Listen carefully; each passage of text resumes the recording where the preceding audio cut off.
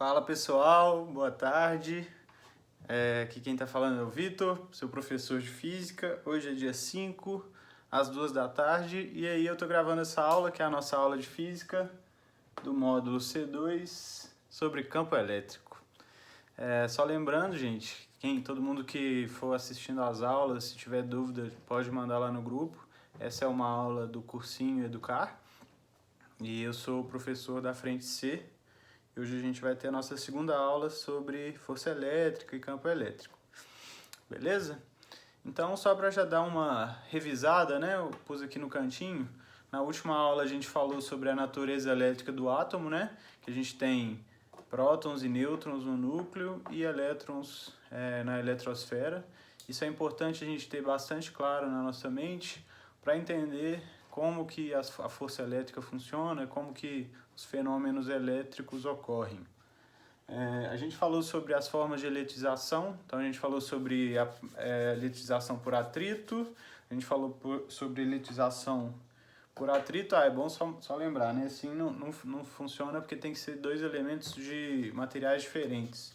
Então, um exemplo de eletrização por atrito, ou seja, antes eu tinha os dois elementos neutros, se eu atritá-los, eles vão cada um assumir uma carga de mesmo módulo e de sinais opostos. Então esse aqui vai ficar positivo, esse negativo ou vice-versa. Uma eletrização por condução é quando eu tenho um corpo neutro e o outro eletrizado, e se eu encosto os dois, a carga vai ser dividida entre eles. Se eles tiverem o mesmo tamanho, vai ficar meio a meio. Agora, se eles tiverem tamanhos diferentes ou forem de elementos, materiais diferentes, aí a carga não necessariamente vai ficar dividida igualzinho entre os dois, a carga total, né? Ou seja, vamos supor que esses dois materiais são iguais, esse aqui estava com uma carga de 2 coulombs, e esse com 0, se eu encostar os dois, depois que eu tirar, cada um vai ficar com 1 coulomb. Porque eles são iguais e eles vão absorver, né? Eles vão ter a mesma carga. E a outra é por indução, que é um pouquinho mais complexa. Então, quem tiver dúvida e não lembrar sobre a eletrização por indução, entra lá na nossa aula C1, do módulo C1, que tem tudo isso, beleza? A gente falou também na última aula sobre polarização, mas quando a gente vai falando de materiais isolantes, mas basicamente é quando um material fica polarizado, é quando ele tem os elétrons dele ficam de um lado, se isso aqui fosse um material, né? Como se os átomos dele ficassem alinhados de uma certa forma, positivo de um lado, negativo de outro, assim, mais ou menos. Não necessariamente um material isolante ele vai ter muitos elétrons livres para ter uma corrente correndo, né, por ele. Por isso é importante a gente entender a natureza do átomo, saber que tem elétrons livres, que eles podem trocar de átomo, e geralmente nos materiais metálicos eles são melhores condutores, porque materiais metálicos eles têm elétrons livres na composição deles. Um plástico, uma madeira são bons isolantes, porque eles são materiais que não têm elétrons livres assim facilmente. Caramba, estraguei meu quadro, enfim. Depois eu passo um álcool.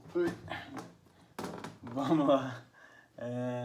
Então, o material isolante, geralmente ele não tem muitos elétrons livres, por isso que ele não consegue transmitir bem a eletricidade. E um material que não é isolante, que é um material condutor, geralmente ele conduz bem a eletricidade, então geralmente são materiais metálicos ou soluções, né, que eu tenho íons nelas.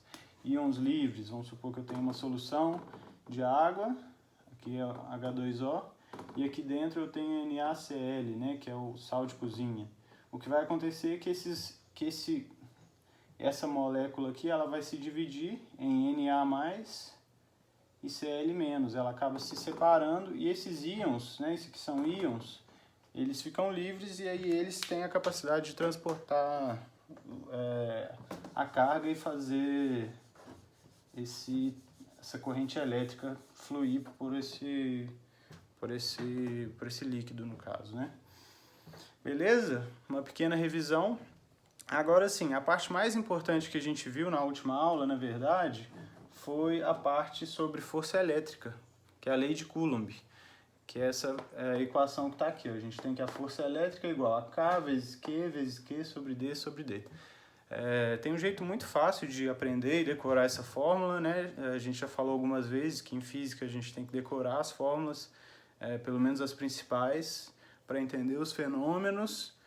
Então, nesse caso, é bom decorar mesmo que força elétrica ela depende de um K, que é uma constante, ela vai servir só para balizar ali, ela não tem diretamente um significado físico para a gente entender. Mas aí a gente tem Q vezes Q, que são as cargas, e D vezes D, que são as distâncias. O que isso quer dizer? Que eu tenho uma força elétrica entre duas cargas, né? Uma positiva e outra negativa, por exemplo. Então, se elas são opostas, elas vão exercer uma força que vai ser atrativa. E aí, qual que é o valor dessa força, se eu quiser calcular? Se eu souber essa distância D entre elas, e se eu souber essa carga Q, geralmente a gente chama uma de Q grande e outra de Q pequena, mas não necessariamente elas têm que ser diferentes, ou uma grande e outra pequena, não. Se eu souber as duas cargas e a distância, eu sei falar qual que é a força. Mas aí eu tenho que saber também qual que é o meio aqui entre elas, né? No caso, é por isso que o K serve. Então, o K, eu até trouxe ele para cá. O K do vácuo ele tem um valor específico, que é 9 vezes 10 a 9 Newton vezes metro quadrado, Coulomb quadrado. Se eu tiver no ar, como ele é bem parecido, então eu vou até pôr assim, ó, o K do ar é bem parecido com o K do vácuo. O que isso quer dizer? Que o ar, ele tem eletricamente assim, a propriedade dele é parecida. Então, a força entre duas cargas no ar vai ser parecida com a força entre essas duas cargas se elas estiverem no vácuo também. Então, nesse sentido, o ar e o vácuo são bem parecidos. Em outros também. Mas o importante para a gente calcular a força elétrica, então, se eu souber o K, que é essa constante, e se eu souber as cargas, né, e a distância entre essas duas cargas, eu consigo calcular a intensidade dessa força. E aí é diferente de uma força assim, se eu empurrar alguma coisa, né, que eu estou tendo diretamente ali um contato. Nesse caso eu não preciso ter contato, na verdade eu até não tenho contato, né, eu tenho uma distância entre elas. E aí só para lembrar, as cargas eu meço em Coulomb, que é essa unidade. Coulomb é a unidade de carga mesmo, é o mais básico. O elétron, por exemplo, a carga dele se mede em Coulomb, o próton em Coulomb, e eu posso medir cargas de objetos também com base nisso. E a distância em metros. Então, até faz sentido, né? Se eu for olhar a minha fórmula, K vezes Q sobre D vezes D, e eu tenho essas unidades aqui para o meu K, eu vou acabar terminando com força também, que é Newton. Vou fazer esse exemplo aqui. Então, só para lembrar, força elétrica é uma força entre duas cargas que estão a uma certa distância.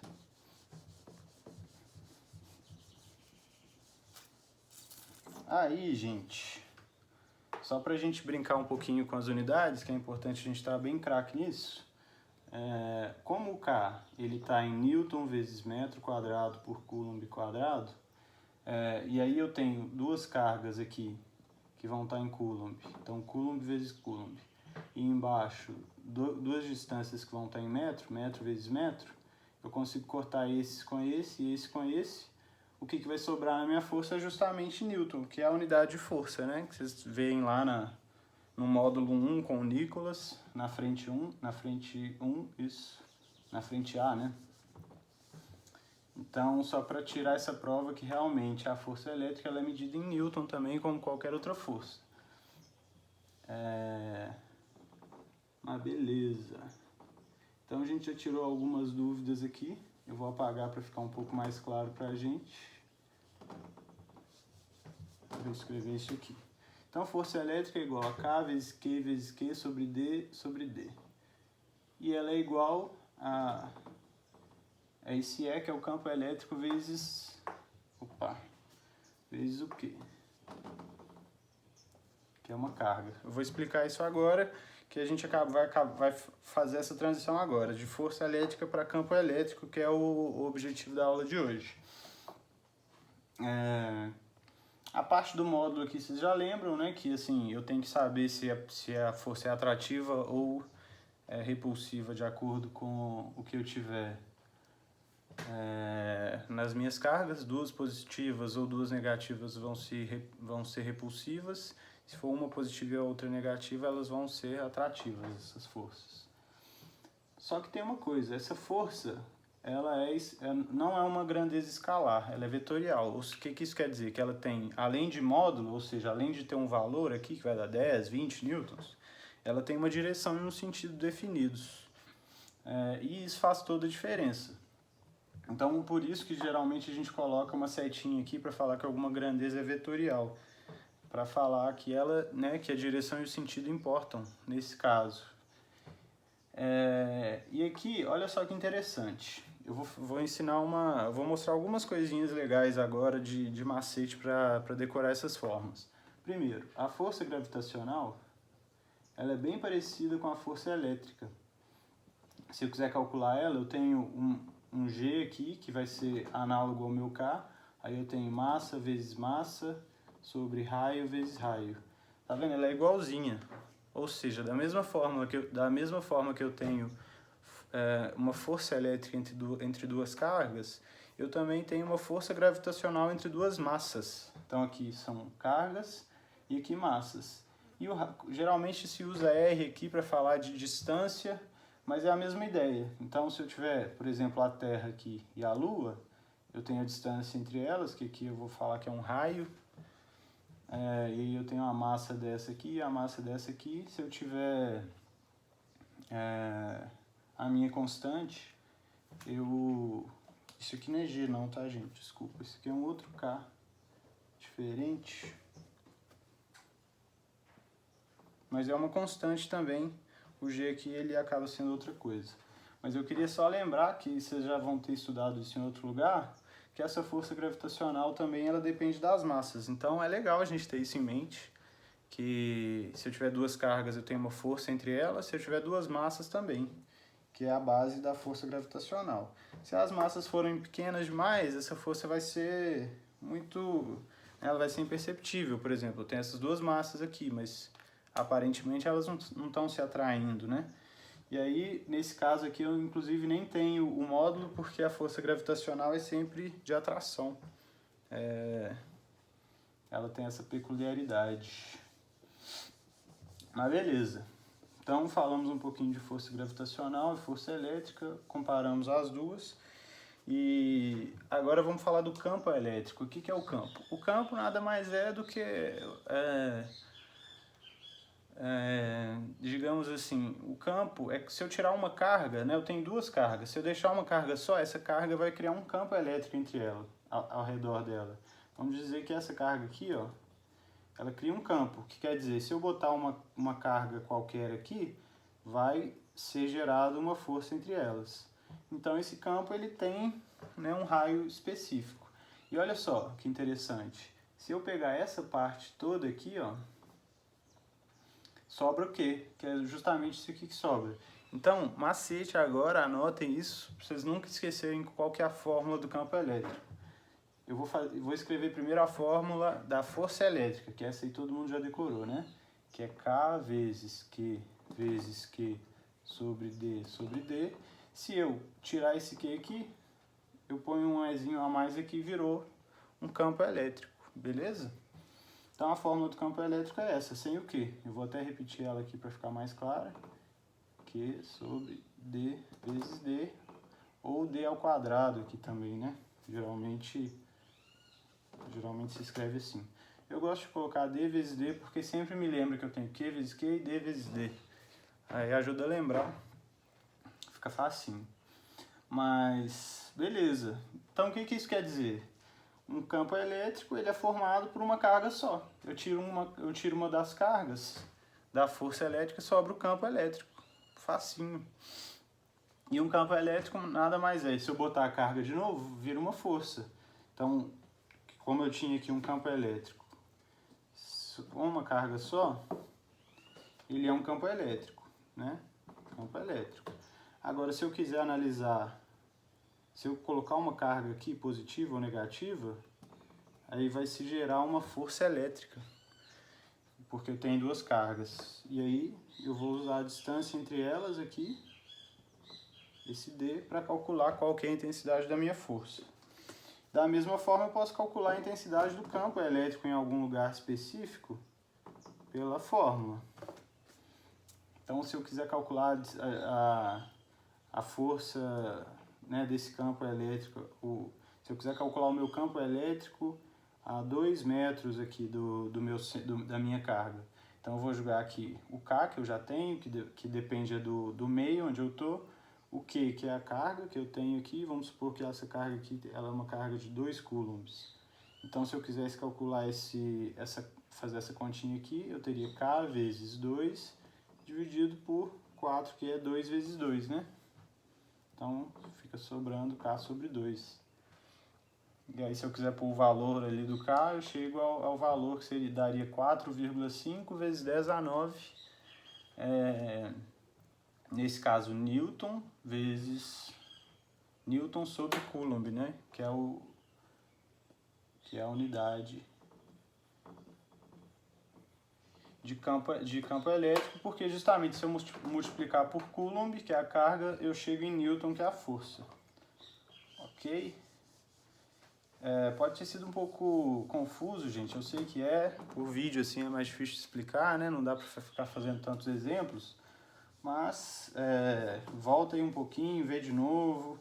Tentei explicar da forma assim, mais simples possível, mas o macete eu vou repetir, que o macete se eu quiser a fórmula do campo elétrico, eu escrevo a fórmula da carga elétrica, a fórmula da força elétrica, que é essa. Facinho de lembrar essa fórmula aqui, né? K vezes Q sobre D vezes D. E aí, se eu quiser que ela vire um campo elétrico, é só eu tirar esse Q aqui. Porque é isso. Um campo elétrico ele só é composto por uma carga. Ou, né, tem outros exemplos que a gente vai ver agora, mas é mais fácil a gente lembrar assim, beleza? E aí, gente, se eu olhar essa equação aqui, eu vou até repetir ela novamente, tirando, né, limpando tudo. Porque aí já não faz sentido eu falar do módulo, porque o módulo eu vou ver de outra forma. Essa aqui é a minha equação. E aí, gente, é importante a gente sempre ter visibilidade de como essa equação varia, como o campo elétrico varia quando eu variar ou Q ou D. O K não vai variar porque eu vou estar no mesmo meio sempre, né? O K vai ser fixo. Geralmente os exercícios não cobram um meio variando. Mas o Q e o D podem variar. Aqui nesse caso, o Q ele é diretamente proporcional à minha... Na verdade, o meu campo elétrico aqui. Vou até escrever aqui, ó. Campo elétrico. É justamente esse Ezinho. Ele é diretamente proporcional à minha carga. Quer dizer, tanto faz o Q ou o Q aqui. Se eu aumentar ela, ele vai aumentar. Se eu aumentar o Q, eu vou aumentar o meu E. O que isso significa? Vamos supor que eu peguei um Q1 aqui, que era 1, e depois eu peguei um Q2, que é 2 para comparar. O meu E1 vai ser 1, e eu tenho certeza que o meu E2 vai ser maior. Não necessariamente eu sei se ele vai ser quantas vezes maior. Na verdade, eu sei que se eu dobrar aqui, eu vou dobrar o meu E também, né? Porque eu vou multiplicar por 2 o Q, o E multiplica por 2 também. Isso é importante perceber. Agora, com o R é o contrário, né? Acontece uma outra coisa. Ele tende a infinito se o R for zero, porque se eu dividir qualquer coisa por um número muito pequeno, ele vai lá para cima. Enquanto que se o R... ele cai muito rápido, assim, porque é uma função do segundo grau, né? Eu tenho... Aqui é D, né? Tanto faz, tá, gente? Como o meu D está ao quadrado... Primeiro que ele tá embaixo, né? Então significa que as grandezas são inversamente proporcionais. Quer dizer que se uma subir, a outra cai e vice-versa. Então se a minha distância aumentar, Vamos comparar aqui, distância no 1 para 2. Aqui de 1 para 2 aumentou, né? E olha aqui, eu tinha uma E1. Se eu pegar no E2 aqui, na distância 2, eu posso ver claramente que o meu E diminui. Isso significa que eles são inversamente proporcionais. Mas por que ele não é uma reta assim, né? Igual esse aqui? Porque ele está ao quadrado, ele já funciona como uma parábola ali, na verdade, nesse caso, essa curva aí. Então é importante a gente ter essas noções assim, tá, gente? Como que uma coisa varia quando as outras variarem. Aqui a gente acabou de ver como que o meu campo elétrico varia com a minha carga ou com a minha distância ali, né? Que eu tô considerando. Aí beleza, a gente falou que a força elétrica é uma grandeza vetorial e o campo elétrico também, ou seja, ele depende da direção e do sentido. A gente geralmente tem duas formas de avaliar um campo elétrico. Ele pode ser criado por uma carga pontual ou um campo elétrico uniforme. Ele pode ser um campo elétrico uniforme. Esse aqui é muito importante, ele cai bastante em prova, mas só para a gente ver primeiro, para eu saber, tá bom, calcular a gente já sabe, né? Calcular um campo elétrico. É só colocar a fórmula e colocar lá a carga e a distância que eu tenho, eu consigo chegar no número. Vou chegar aqui, esse campo elétrico em tal ponto é tanto, 10 newtons por coulomb, por exemplo. Mas para que lado, né? Como é que eu sei para que lado que ele está? É só eu colocar uma carga de prova positiva. Essa aqui é a dica. Carga de prova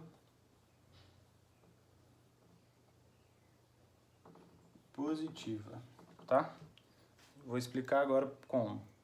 Então, se eu tiver uma carga positiva aqui, eu quero saber o campo elétrico que ela gera, para que lado que é. Se eu colocar uma carga positiva aqui, o que vai acontecer com essa carga? Ela vai ser repulsada, ela vai sofrer repulsão. Se eu botar uma positiva aqui, ela vai sofrer uma repulsão, ou seja, ela vai para fora. Em qualquer lugar que eu botar uma carga positiva, ela vai sofrer repulsão. Então, para uma carga pontual, ele fica desse jeito, ela vai estar sempre saindo, né, daquele ponto. E se eu tiver uma outra carga negativa aqui, e eu quiser saber como é que vai funcionar em relação a ela, eu sei que ela vai atrair, o campo vai ser no sentido da carga. Por quê? Porque é só imaginar que eu coloco uma carga positiva em algum lugar e imaginar o que aconteceria com ela. Uma carga positiva seria atraída por uma eventual carga negativa, né, que eu colocasse aqui. Então, no caso de cargas pontuais, para eu saber como que funciona o campo elétrico gerado por uma carga, é só eu imaginar uma carga positiva qualquer aqui. Se essa carga for positiva também, né, elas vão vai ter uma força repulsiva. E no caso de um campo elétrico uniforme é mais fácil, né? Se eu botar uma carga positiva aqui, o que vai acontecer? Acho que fica fácil de ver que eu vou ter linhas todas paralelas assim, ó. Essas aqui são as linhas do meu campo elétrico uniforme. Isso aqui é o que cai em exercício, tá, gente? Geralmente, um campo elétrico uniforme. Aí ele fala assim, pode falar assim, tem um elétron, então um elétron é uma carga negativa, que está indo nessa direção. Quero saber o que vai acontecer com esse elétron. Se é um elétron, tem um campo uniforme, ele está apontando para lá, o elétron ele vai ser atraído pelo negativo ou pelo positivo? É óbvio que é pelo positivo, né? Então, ele vai acabar fazendo uma trajetória assim. Ele não para, né? Essa trajetória na vertical aqui, ela não vai ser interrompida, mas eu vou adicionar uma trajetória que vai sendo na horizontal também, que vai fazer com que ele tenha esse movimento. Beleza? Muito importante, treinem isso, vejam os exercícios e tal. Porque essa parte cai um pouco nas provas. Se fosse uma carga positiva e ela tivesse com essa velocidade, ela ia entrar aqui e ela ia fazer assim também. E aí a intensidade que ela vai mais para lá ou mais para cima, ela poderia fazer assim também muito rápido, é de acordo com o valor da carga dela e o valor do campo, que aí sempre que eu tiver um campo uniforme assim, eles, né, posso falar que esse campo, por exemplo, é um campo de 10 newtons por coulomb, que aí em qualquer lugar dele, como ele é uniforme, ele vai ter o mesmo valor. Aqui não, né? Aqui vai depender da distância. Isso é importante, porque é um campo pontual, né? Mas ele cai muito menos em prova. Geralmente vamos treinar mais esse aqui, se a gente tiver pouco tempo. E aí, para terminar, gente, eu queria falar desse fenômeno que é o fenômeno da gaiola de Faraday, que que cai bastante também. Então acho que a gente vai fechar bem a nossa aula, que é dar esse exemplo da gaiola de Faraday, que chama blindagem eletrostática. Blindagem eletrostática.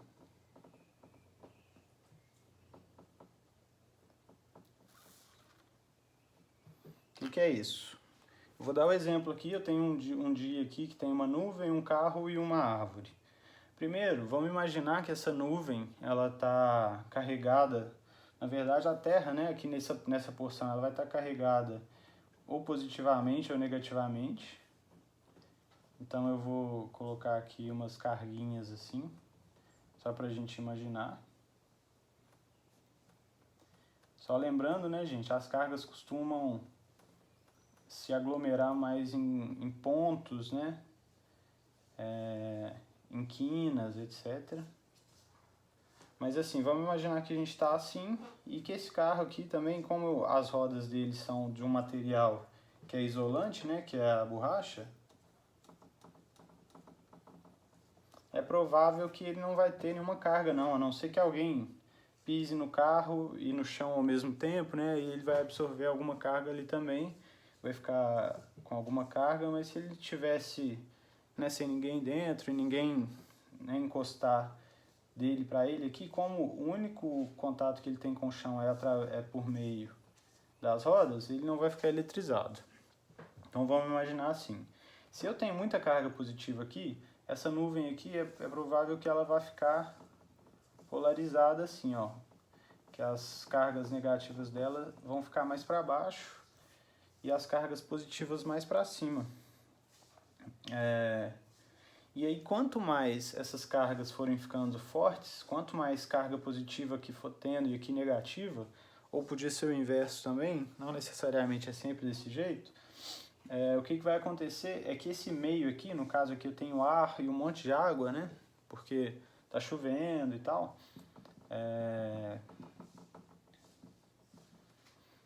Então é um ar muito úmido. E a água ela conduz melhor a eletricidade do que o ar puro, né? Então quanto mais seco, se tiver seco demais, é muito improvável de ter um raio. Mas nesse caso aqui vai ter, porque está chovendo e aí essas cargas aqui ficaram muito fortes. O que vai acontecer? Como elas vão ficar muito, né? Aqui eu vou ter muita carga positiva, a força elétrica entre os elétrons daqui para cá, ela vai ficar muito grande, né? Porque as cargas vão aumentar e aí eu vou acabar tendo uma descarga, né? Que é basicamente os elétrons, nesse caso aqui, pulando daqui para cá, né? Então vai ter uma grande descarga elétrica que vai tender a equalizar ali aquelas cargas. Não vem ao caso explicar por que ficou positivo no chão e causou essa polarização aqui, né? Só lembrando, a gente está tendo basicamente uma polarização da nuvem, né? Dá para falar isso. Mas beleza, então vai ter um raio aqui, vai passar uma corrente elétrica, muito provavelmente essa árvore vai partir no meio, vai pegar fogo, porque geralmente essas cargas, né, essas correntes são muito fortes. Mas se eu tivesse aqui, né, eu bonitinho aqui e tal, começou a chover e eu tô vendo que tá dando muito raio, eu já vi um caindo perto de mim, e isso aqui, gente, cai em provas, esse tipo de pergunta, a melhor coisa que eu posso fazer é entrar aqui dentro do carro. Porque aqui dentro do carro, como ele está, né, isolado, e aí é bom até conferir se não tem, por exemplo, alguma coisa caindo aqui nele, né? algum, sei lá, um fio que encosta no carro e encosta no chão, por exemplo. Ou então se o carro não está com água, até aqui em cima também, né? Porque aí a água vai estar encostando na lataria e aí eu perco esse efeito isolante que as rodas têm. Mas é bom saber que um corpo qualquer, eu vou até apagar aqui para desenhar isso. Quando eu tenho um corpo oco, ele pode até ter buracos ou não, né? Como um carro, ele, né, tem janela, tem porta. Mas se eu tiver um corpo aqui e ele for um corpo extenso, né? Ele não é um ponto igual eu tinha. Então o que vai acontecer? As cargas vão ficar negativas ou positivas de fora e aqui dentro o E é igual a zero. Aqui fora tem, né, o meu campo elétrico aqui e tal, mas dentro desse corpo aqui, se ele for um corpo maciço ou se ele for oco também, né, que é o caso do carro, não faz sentido eu falar que tem um campo elétrico. Eu nunca vou ter o campo elétrico. Então isso é muito importante, a gente decorem isso, que campo elétrico não, né, meu campo sempre vai ser zero dentro de um carro, porque as cargas vão ficar sempre o mais para fora possível assim, ó. E mesmo se um raio viesse, né, atingir esse carro, quem estivesse dentro desse carro não ia sentir nada, porque ele ia ficar eletrizado para fora, né? O raio não ia passar do carro para o chão, porque os pneus, que são o único ponto de contato, são muito isolantes, né? Eles são feitos de borracha. E a única coisa que poderia ser perigoso beleza, bateu um raio aqui dentro, caiu um raio no carro, eu estava lá dentro. E aí depois de um tempo parou de chover, se eu for descer do carro e eu tiver com o pé aqui, eu estiver encostado no carro e depois pisar no chão, ao mesmo tempo, ou seja, encostando no carro e no chão ao mesmo tempo, aí eu vou funcionar como um fio ali, né? E aí toda essa carga que estava no carro, ela vai acabar passando por mim. Aí eu vou sentir todo esse choque. O ideal seria, se eu quisesse sair mesmo, eu pular do carro, mas pular com muito cuidado para não encostar nada nele e no chão ao mesmo tempo. Beleza?